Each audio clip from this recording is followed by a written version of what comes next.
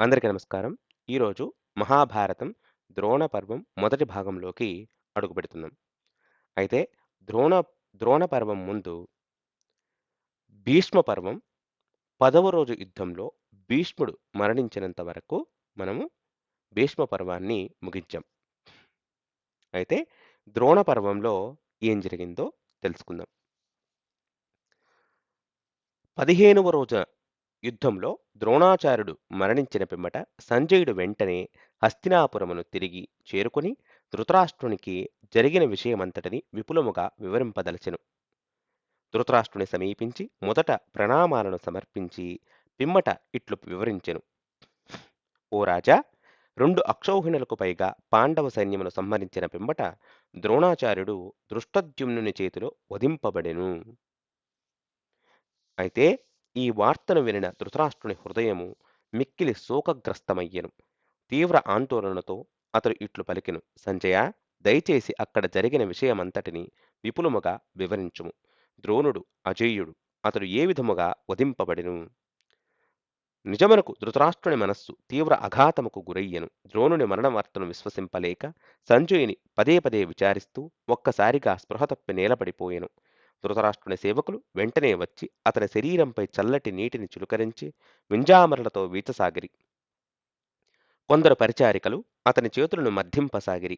పిమ్మట అతడిని నెమ్మదిగా నేలపై నుండి లేవనెత్తి తిరిగి సింహాసనంపై అధిష్ఠింపజేసిరి. ధృతరాష్ట్రుని శరీరము భయంకరమైన కంపనతో కుదుపబడి నెమ్మదిగా తిరిగి స్పృహలోకి వచ్చెను. చివరకు పూర్తిగా తేరుకుని పిమ్మట యుద్ధము యొక్క పూర్తి సమాచారమును ఒకదాని తరువాత మరొకటిగా వివరించమని సంజయుని కోరెను. ధృతరాష్ట్రుడు తన కుమారుని విజయం పట్ల విశ్వాసమును కోల్పోయి ఆ మానసిక స్థితిలో ఇట్లు ప్రకటించెను. ఓ, శ్రీకృష్ణ భగవానుడు పాండవుల శ్రేయోభిలాషి మరియు రక్షకుడు అయినందున వారు జయింపబడుట సాధ్యపడును. శ్రీకృష్ణ భగవానుడు దేవాది దేవుడు మరియు జీవులందరికీ ఆశ్రయము. అతడు పరమసత్యము, ఈ భౌతిక లోక ద్వంద్వాలకు అతీతుడు కూడా.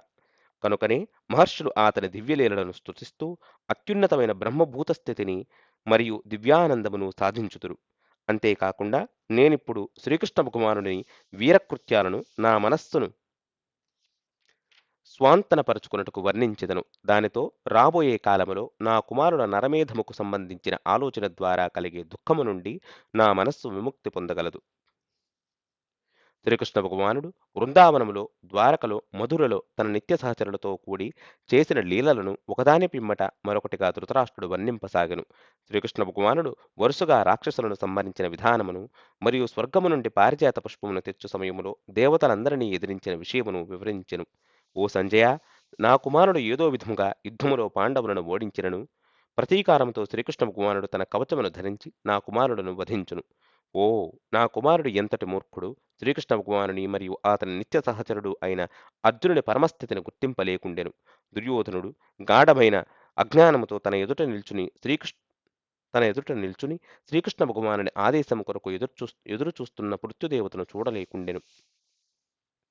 అక్కడ కురుక్షేత్రంలో భీష్ముడు పడిపోయిన పిమ్మట కౌరవులందరూ నిస్సహాయత సాగరములో మునిగిపోతున్నట్లుగా భావించిరి. ఏమైనను నదిలో మునిగిపోతున్నట్టి వ్యక్తి నావను ఆశ్రయించినట్లుగా వారు కర్ణుని ఆశ్రయించిరి.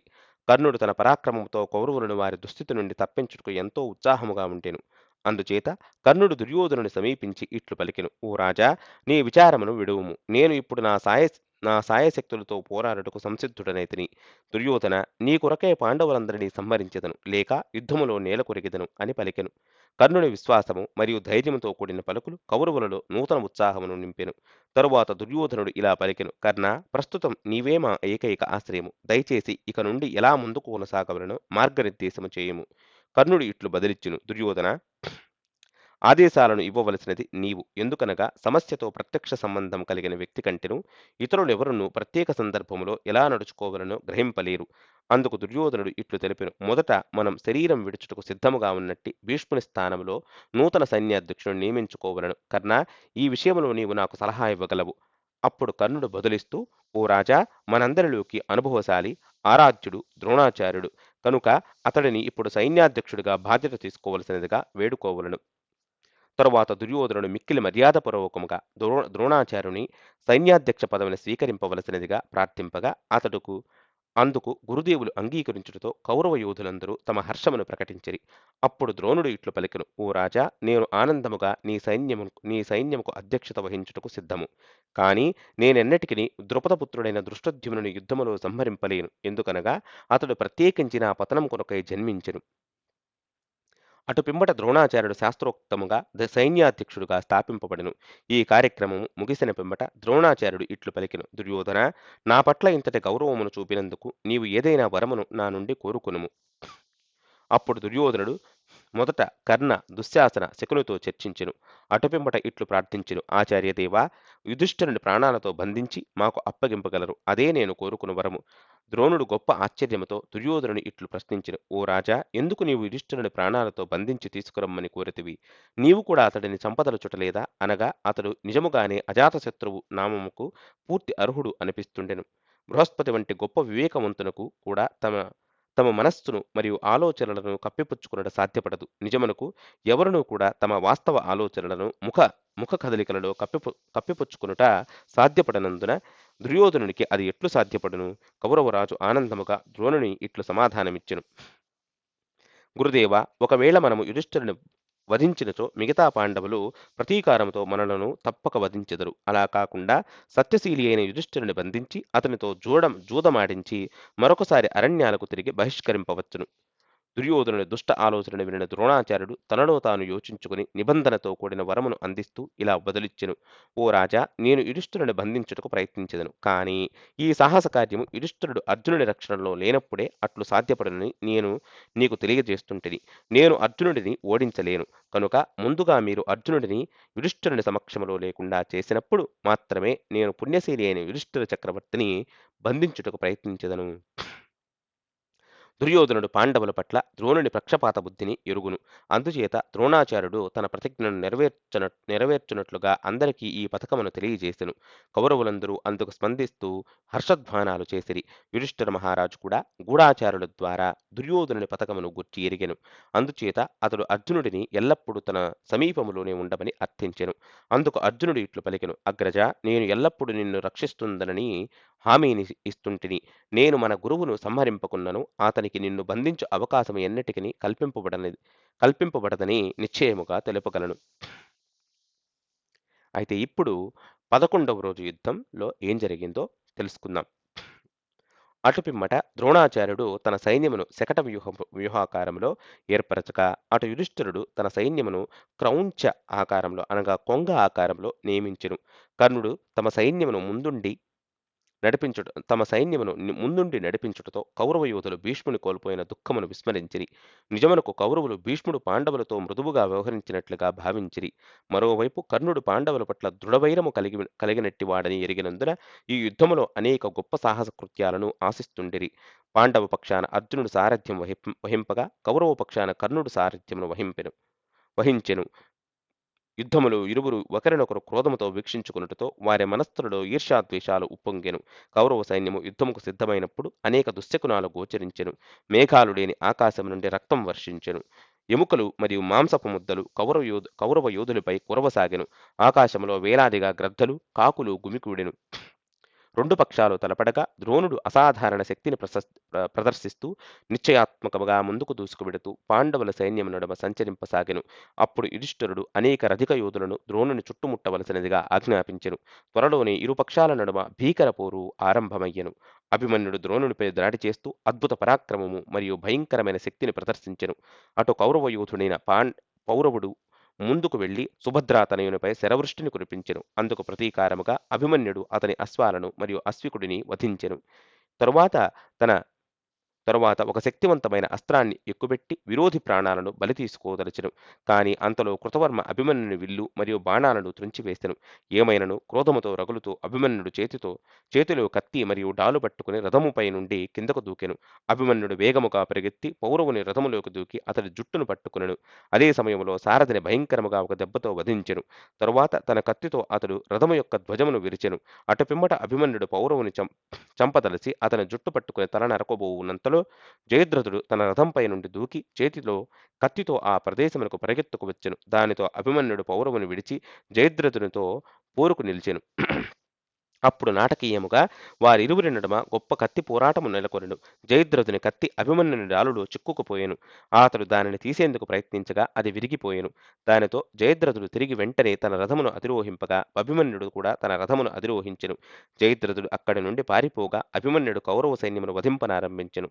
అప్పుడు శల్యుడు ఒక బల్లెమును అభిమన్యునిపైకి విసరగా అభిమన్యుడు గాలిలోకి ఎగిరి ఆ బల్లెమును పట్టుకుని తిరిగి దానిని శల్యుని వైపునకు బలముగా విసరుటతో అది శల్యుని సారథిని హతమార్చెను. అట్టి అకస్మాత్తు పరిణామముతో శల్యుడు కూడా తన స్థానం నుండి క్రింద పడిపోయెను. పాండవ యోధులు అభిమన్యుని సాహసమును కొనియాడిరి. కాని శల్యుడు తన గదను తీసుకుని అభిమన్యుని వైపుకు శరవేగముగా కదిలెను. అభిమన్యుడు కూడా గదను తీసుకుని శల్యుని వైపునకు సాగుతుండగా అతి కష్టముగా భీముడు అతడిని నిలువరించెను. భీముని గదాయుద్ధములో ఎదిరింప ధైర్యము చేసిన అతి కొద్ది మందిలో శల్యుడు ఒకడు. వారిరువురి నడుమ ద్వంద్వ యుద్ధము చూపరులకు అద్భుతముగా ఉండెను. భీముడు మరియు శల్యుడు సమానముగా పోరాడిరి. వారిరువురి గదలు తలపడటతో నిప్పురవ్వలు వెలువడెను. భీముడు మరియు శల్యుడు ఏకకాలంలో ఒకరినొకరు బాధించుకోసాగిరి. దానితో వారిరువురు ఒకేసారిపై నేలపై పడిపోయిరి. శల్యుడు బాధతో తపిస్తూ స్పృహ కోల్పోవుటం స్పృహ కోల్పోవునంతలో కృతవర్మ అతడిని వెంటనే తన రథములో యుద్ధరంగమునకు దూరముగా తీసుకువెళ్ళెను.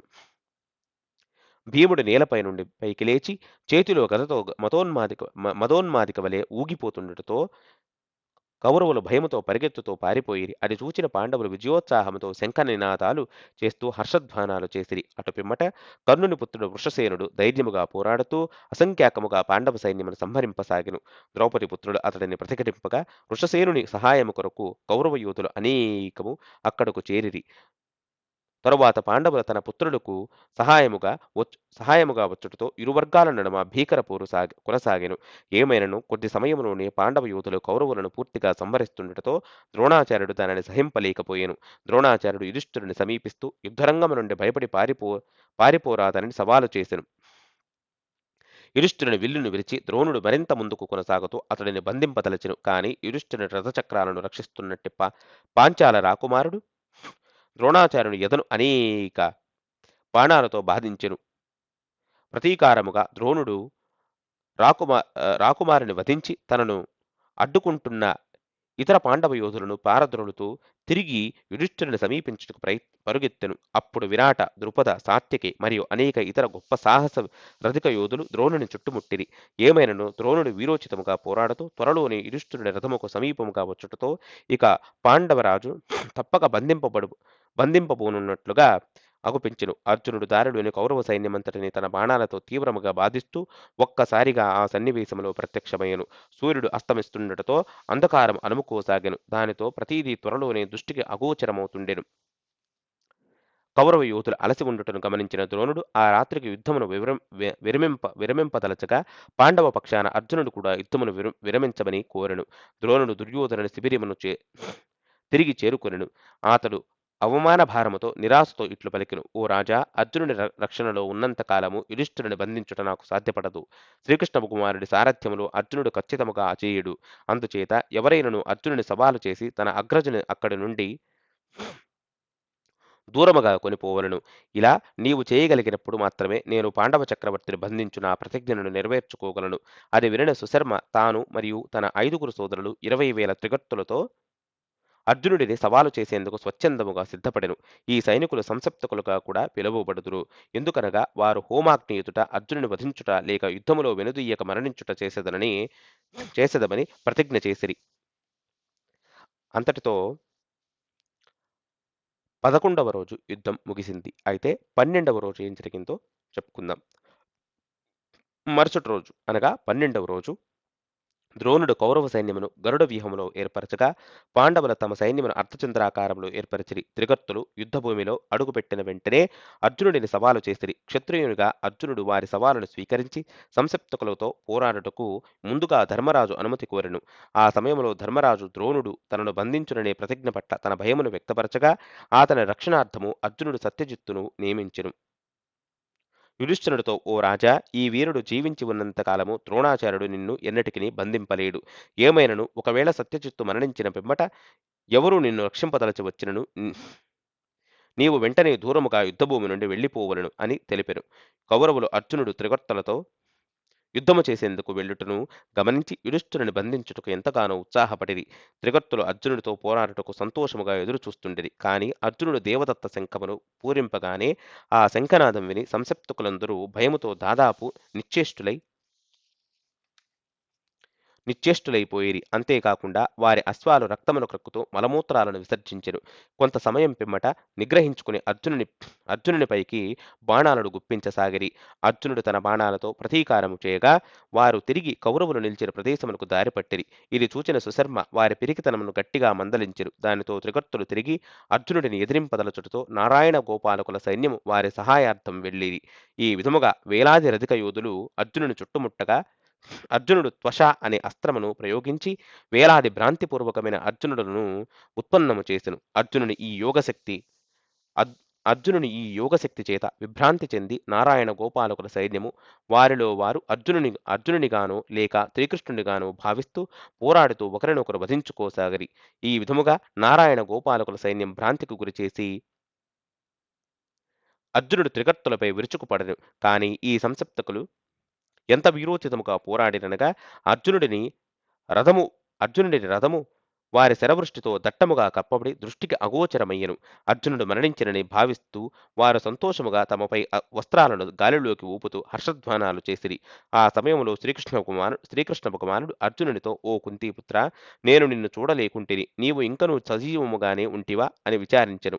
ఎట్టి సమాధానము ఇయ్యకుండా అర్జునుడు వెంటనే వాయవ్యాస్త్రమును ప్రయోగించి ప్రచండ వాయువులతో తన చుట్టూ ఆవరించి ఉన్నట్టి బాణములన్నింటినీ చెల్లాచెదురు చేసెను. నిజమునకు ఈ వాయవ్యాస్త్ర ప్రభావముతో ఎందరో త్రిగర్తులు వారి అశ్వాలతో సహా దూరముగా ఎండుగడ్డిక వలె కుప్పలుగా విసిరిపోయబడిరి. ఇట్లు త్రిగర్తులు సుడిగాలిలో చిక్కుకుని బాధింపబడుతుండగా అర్జునుడు సులభముగా వారిని వందలాదిగా తన బాణాలతో సంహరింపసాగెను. మరోవైపు కౌరవులు ఊకుమ్మడిగా యుధిష్ఠిరునిపైకి దాడి చేసిరి. తనను సమీపిస్తున్నట్టు విశాలమైన సేనావాహినిని చూచిన ధర్మరాజు దృష్టద్యుమ్నునితో, ఓ రాకుమార, ద్రోణుడు ప్రతిజ్ఞ నెరవేరకుండా తీసుకోవలసిన జాగ్రత్తలను వెంటనే అమలుపరచుము అని భయముతో అర్థించెను.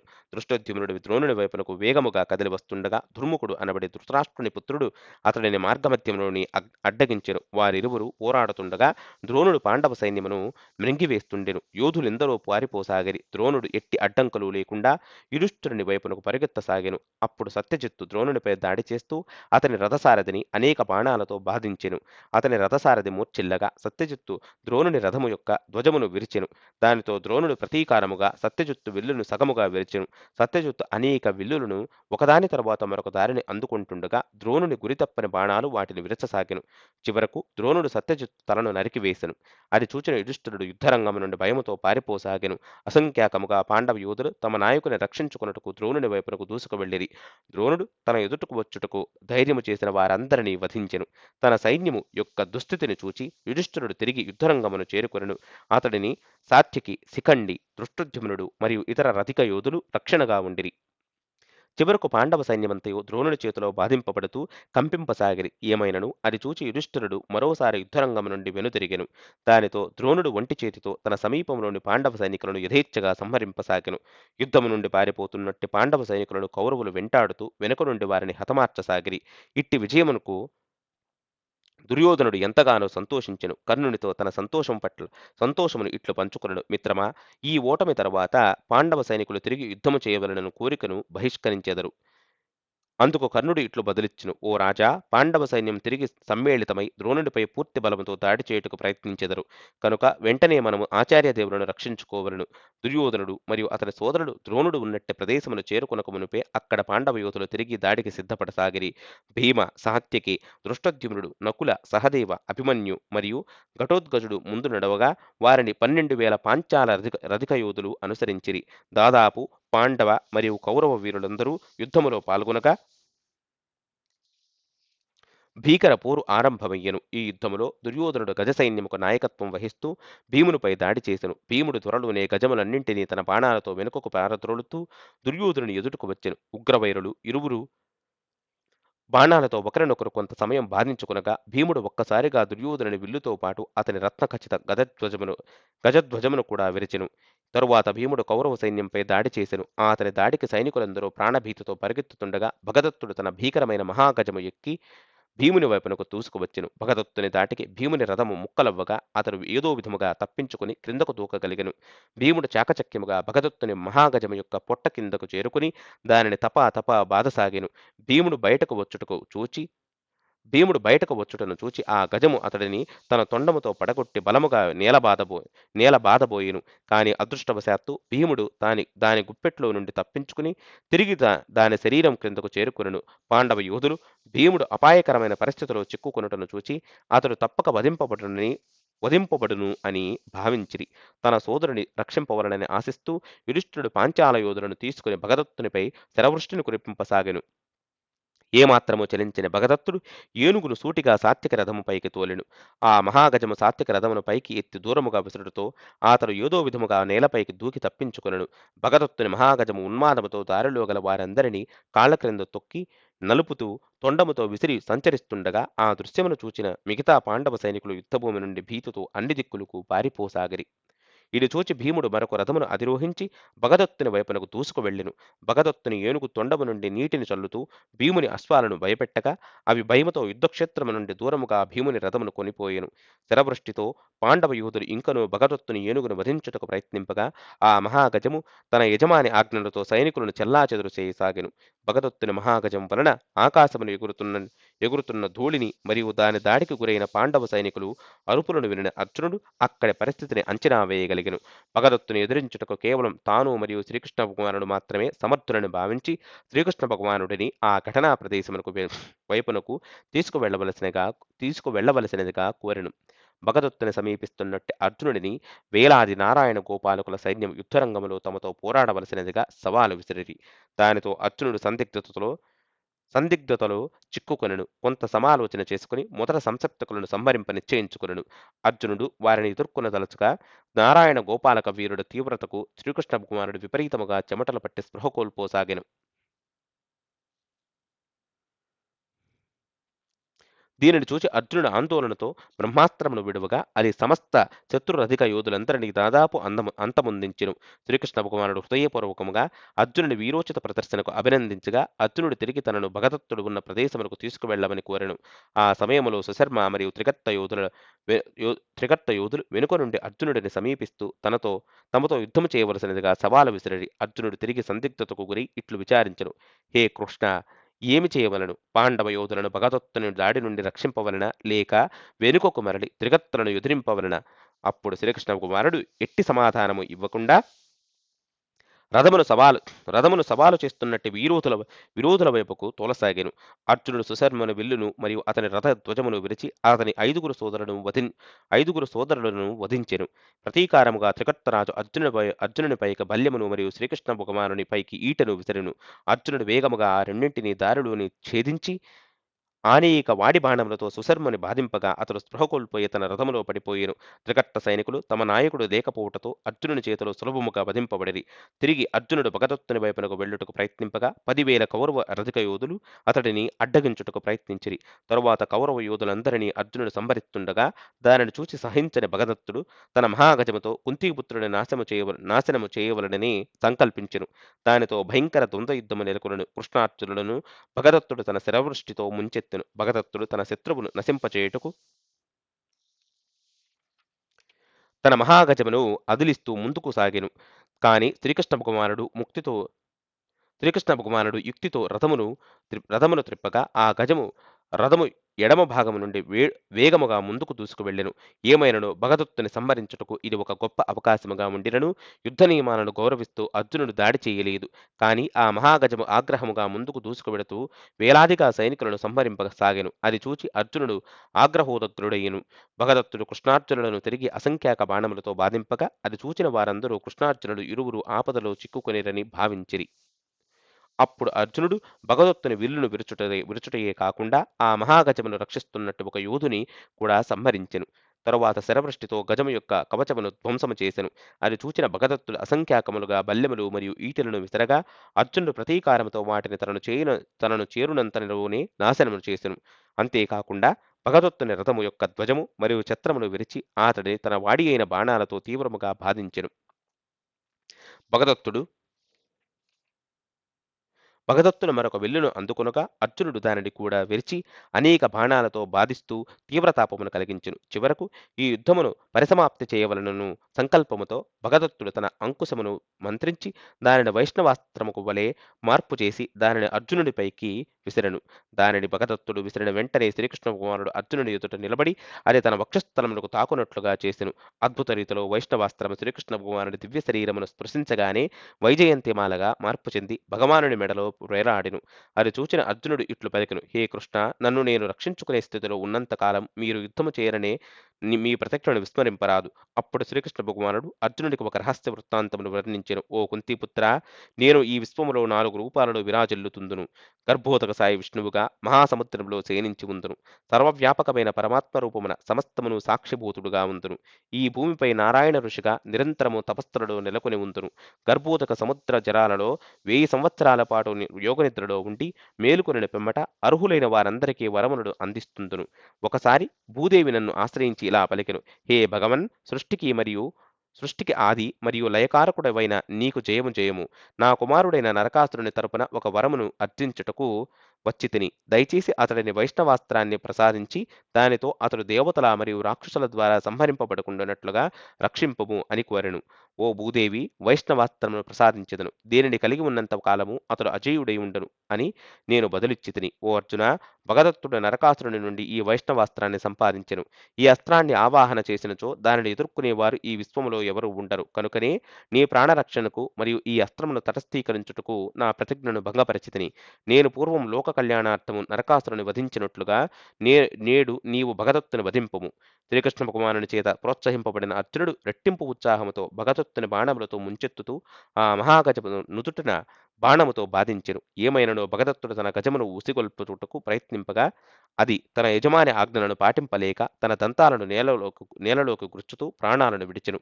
అర్జునుడు అట్టి అవకాశమును వినియోగించుకుంటూ భగదత్తుని ఎదపై శక్తివంతమైన బాణముతో బాధించెను. దానితో ఆ గొప్ప వీరయోధుడు తన విగత జీవిపై పడి ప్రాణాలను విడిచెను. ఇంద్రుని స్నేహితుడైన భగదత్తుని శవము చుట్టూ అర్జునుడు గౌరవపూర్వకముగా ప్రదక్షిణ చేసి కౌరవసేనపై తన పోరును తిరిగి ఆరంభించెను. శకుని ఇరువురు సోదరులు వృషక మరియు అచల అర్జునునిపై దాడి చేస్తూ అనేక బాణములతో బాధించిరి. అర్జునుడు తనపై దాడి చేస్తున్నట్టే దుండగీయుడుల వైపునకు తిరిగి వృషకుడి అశ్వాలను హతమార్చి అతని 500 సహాయక గాంధార సైనికులను వధించెను. వృషకుడు తన సోదరుని రథమును అధిరోహించి ఇరువురు కలిసి అర్జునుడిపై శరవృష్టిని కురిపించసాగిరి. అర్జునుడు క్రోధములో ఒకే బాణమును ప్రయోగించి ఇరువురు సోదరులను హతమార్చి తన అద్భుత కృత్యమును ప్రదర్శించెను. అది చూచిన ధార్తరాష్ట్రులు ప్రతీకారం కొరకు అర్జునుడి వైపునకు పరిగెత్తిరి. ఇరువురు సోదరులను పోగొట్టుకున్న శకుని క్రోధముతో ఉన్మాదుడై తన మంత్రశక్తితో అనేక భయంకర భ్రాంతులను సృష్టించెను. మొట్టమొదట అనేక గదలు, బల్లెములు, కత్తులు, బాణాలు, రాతిబండలు, గొడ్డళ్లను అర్జునుడిపై వర్షించెను. అనేక కాకుల గుంపులతో పాటు భయంకర రాక్షసులు పెద్దగా నోరు తెరిచి ఆకలితో అర్జునుని మృంగబోతున్నట్లుగా అతనిపై విరుచుకుపడెను. అర్జునుడు తన దివ్యాస్త్రాలతో ఈ భయంకర మృగాలను అడ్డుకొనెను. దానితో ఆ దివ్యాస్త్రాల శక్తికి అవి ఆర్తనాదాలు చేస్తూ నేలపడిపోయెను. తరువాత యుద్ధరంగము అంతటా భయంకర అంధకారం ఆవహించెను. అందులో నుండి అర్జునుడిని నిందిస్తూ అనేక ఆక్రందనలు వినిపించసాగెను. అర్జునుడు జ్యోతిష్శాస్త్రాన్ని ప్రయోగించి అంధకారమును పారద్రోలిన మరుక్షణంలోనే భయంకరమైన నీటి ప్రవాహం ఉగ్రముగా ఎగిసిపడుతున్నట్టు అలలతో సమస్తమును ముంచెత్తు పెద్ద తుఫానుగా ఆగుపించెను. అర్జునుడు ఈ నీటినంతటిని ఆదిత్యాస్త్రముతో శుష్కింపచేసెను. ఏమైనను శకుని సృష్టిస్తున్న ఈ మాయాజాలమును కుంతిపుత్రుడు నవ్వుతూ నశింపచేసెను. చివరకు అర్జునుడు సుబలసుతుడైన శకునిపై తన బాణాలతో దాడి చేయగా అతని భయముతో యుద్ధరంగము నుండి పారిపోయెను. ద్రోణుడు యుధిష్ఠిరుని బంధింపవలనను ఆశతో మరోసారి పాండవ సైన్యంపై భారీగా దాడి చేసెను. ద్రోణ, కృప, అశ్వత్థామ, కర్ణ మరియు ఇతర అనేక కౌరవ వీరులు యుధిష్ఠిరుడు, భీముడు, నకుల, సహదేవులు మరియు వారి మిత్రులతో పోరాడసాగిరి. క్రోధావేశముతో ద్రోణుడు మరొకసారి పాండవ సైన్యమును ఊచకోతకు వస్తుండగా అర్జునుడు సంసప్తకులను సంహరించి ద్రోణుడు ఉన్నట్టు ప్రదేశమును చేరుకొనెను. అర్జునుడు వందలాదిగా కౌరవ సైనికులను సంహరిస్తుండగా అందుకు కర్ణుడు ఉగ్రుడై అర్జునునిపై దాడి చేయగా ఇరువురు వీరులు నడుమ మహాసంగ్రామము ఆరంభమయ్యెను. భీమ, సాత్యకి మరియు దృష్టద్యుమ్నుడు అర్జునుడికి సహాయము చేయుటకు అక్కడకు చేరుకొనగా 3 బాణాలతో కర్ణుడు వారి విల్లులను విరిచెను. ఆ ముగ్గురు పాండవ వీరులు కర్ణునిపై అనేక బాణాలను ధారలుగా గుప్పించగా వాటిని కర్ణుడు ఎదుర్కొంటుండగా అర్జునుడు అతని ముగ్గురు సోదరులను హతమార్చెను. సాత్యక మరొక విల్లును అద్దుకొని దానితో కర్ణుని విల్లును విరిచి అతని ఎదను తన బాణాలతో తీవ్రముగా బాధించెను. దుర్యోధనుడు, ద్రోణుడు మరియు జయద్రథుడు సాత్యక వైపునకు దూసుకు వెళ్ళగా అదివరకే సూర్యుడు అస్తమించుటతో ఇరువైపుల సైన్యము యుద్ధమును క్రమముగా విరమించిరి. ఆ రాత్రి కౌరవ శిబిరమున విచారము అనే మబ్బు అలుముకొనెను. ద్రోణుడు తన ప్రతిజ్ఞను నిలబెట్టుకున్నటలో విఫలమొకటియే కాకుండా అర్జునుడు కౌరవ సైన్యమును విపరీతముగా నష్టపరిచెను.